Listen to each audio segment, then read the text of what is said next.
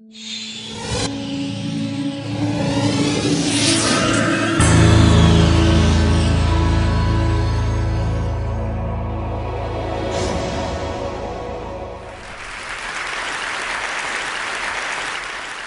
years ago, exactly, I was in Afghanistan. I was covering the war in Afghanistan, and I witnessed, as a reporter for Al Jazeera, the amount of suffering and destruction that emerged out of a war like that. Then, 2 years later, I covered another war, the war in Iraq. I was placed at the center of that war because I was covering the war from the northern part of Iraq. And the war ended with a regime change, like the one in Afghanistan. And that regime that we got rid of was actually dictatorship, authoritarian regime that for decades, created great sense of paralysis within the nation, within the people themselves. However, the change that came through foreign intervention created even worse circumstances for the people and deepened the sense of paralysis and inferiority in that part of the world. For decades, we have lived under authoritarian regimes in the Arab world, in the Middle East. These regimes created something within us during this period. I'm 43 years old right now. For the last 40 years, I have seen almost the same faces for kings and presidents ruling us. Old, aged, authoritarian, corrupt situation, regimes that we have seen around us. And for a moment, I was wondering, are we going to live in order to see real change happening on the ground?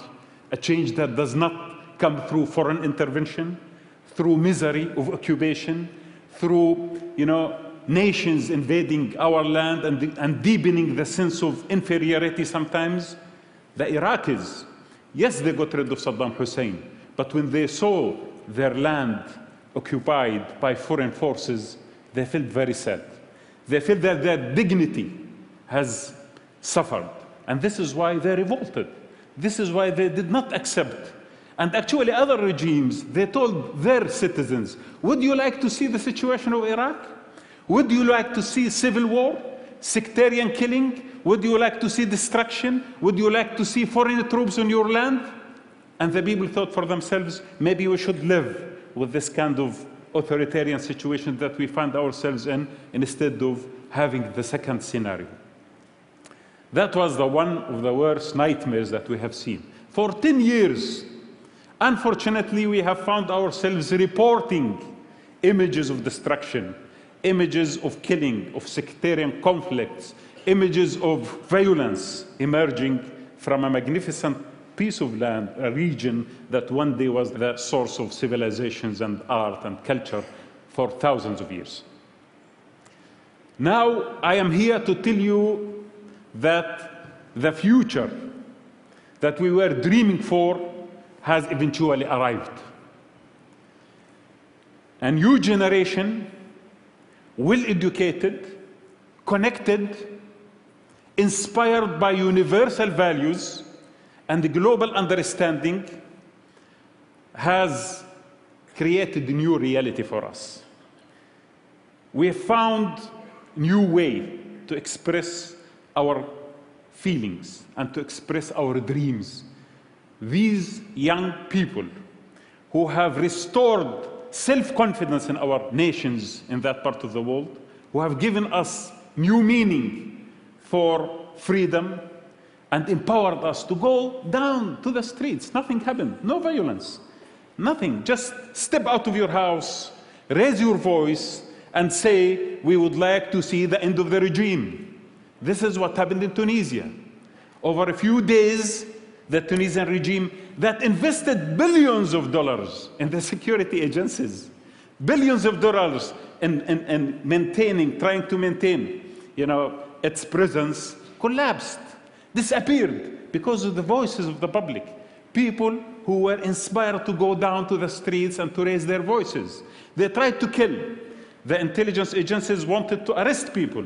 They, found something called Facebook. They found something called, Twitter. They were surprised by all of these kind of issues. And they said, these kids are misled. Therefore, they asked their parents to go down to the streets to collect them, bring them back home. This is what they were telling. This is their propaganda. Bring these kids home because they are misled.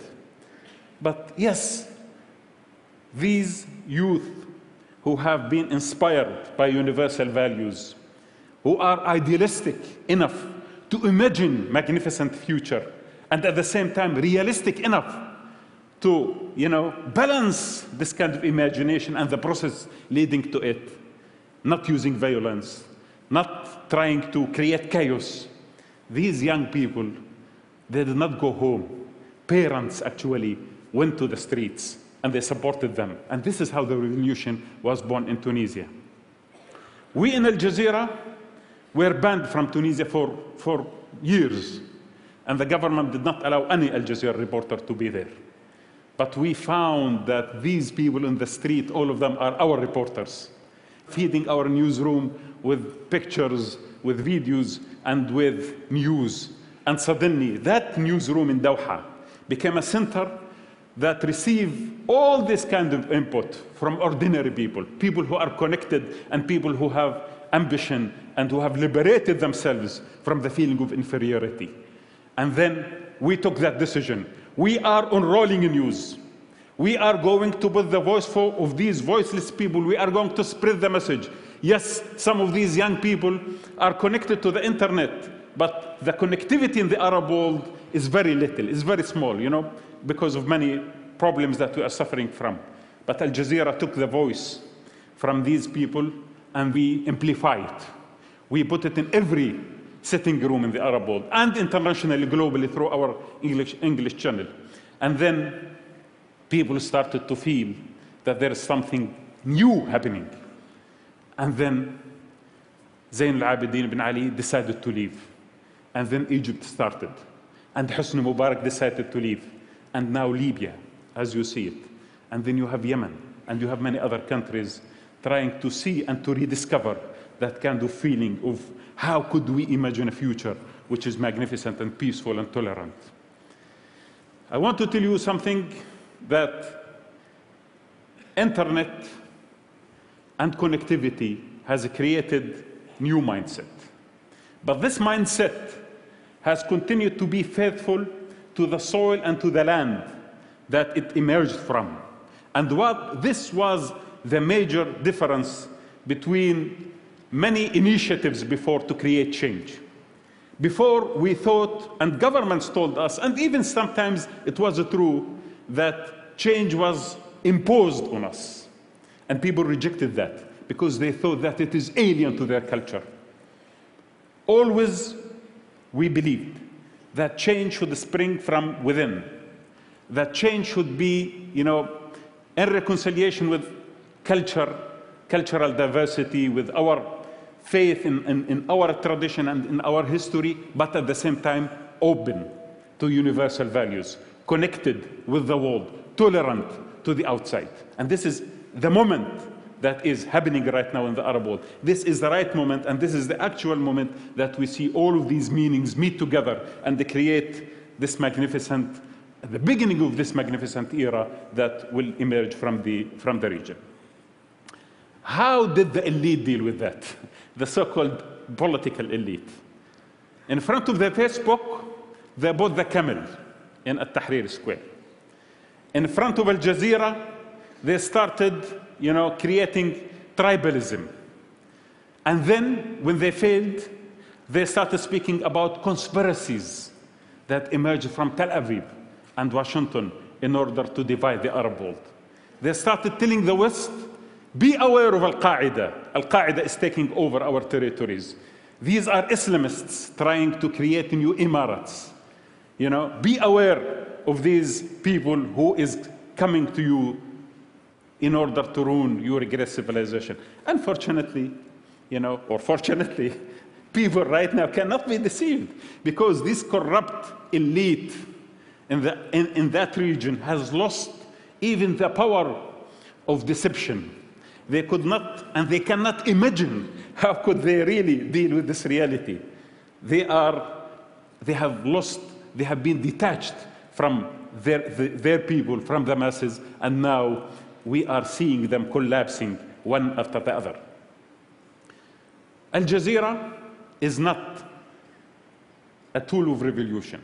We do not create revolutions.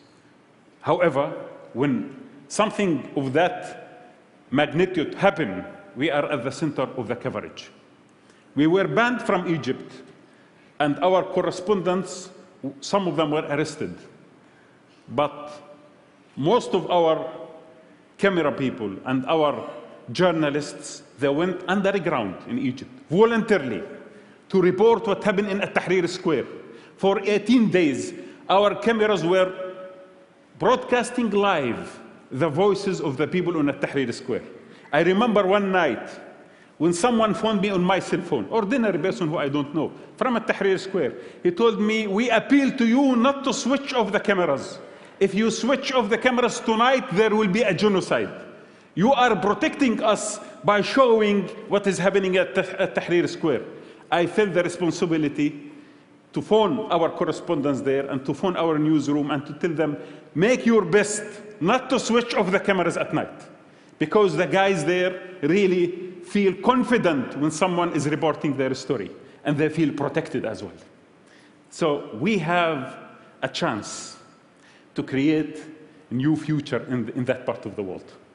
We have a chance to go and to think of the future as something which is open to the world. Let us not repeat the mistake of Iran, of Mossadegh revolution. Let us free ourselves, especially in the West, from thinking about that part of the world based on oil interest, or based on interest of illusion of stability and security. Security and the stability of authoritarian regimes cannot create but terrorism and violence and destruction. Let us accept the choice of the people. Let us not pick and choose who we would like to rule the future. The future should be ruled by people themselves, even sometimes there are voices that might now scare us.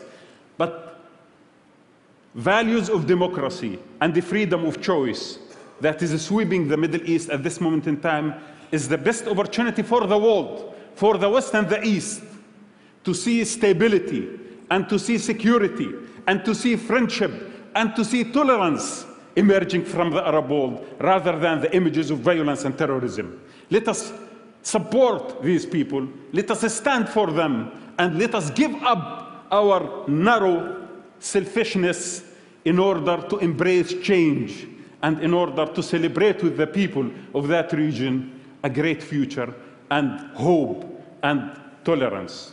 The future has arrived, and the future is now. And thank you very much.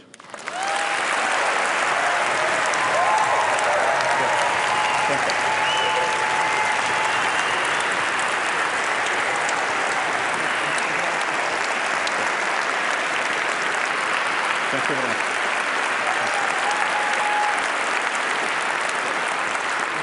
I just have a couple of questions for you. Thank you for coming here. How would you characterize the historical significance of what's happened? Is this a story of the year, a story of the decade, or something more? Actually, this is maybe the biggest story that we have ever covered. We have covered many wars. We have covered a lot of tragedies, a lot of problems, a lot of conflict zones, a lot of hotspots in the region, because we were centered at the middle of it. But this story, it is a great story. It is beautiful. It is not something that you only cover because you have to cover a great incident. You are witnessing change in history. You are witnessing a birth of a new era, and this is what the story is all about.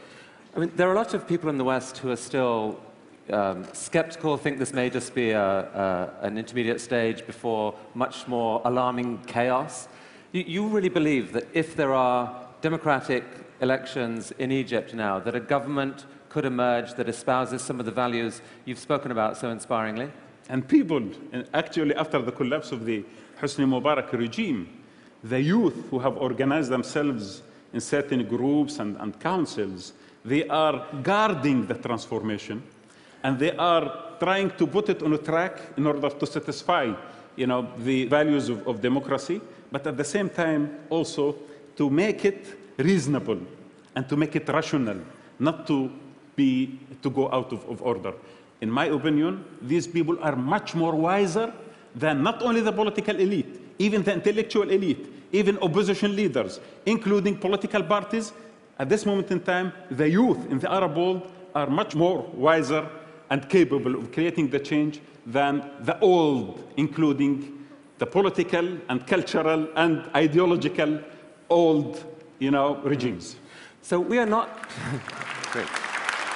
We are not to get involved politically and interfere in that way. What should people here at TED, here in the West, do if they want to connect or make a difference and they believe in what's happening here?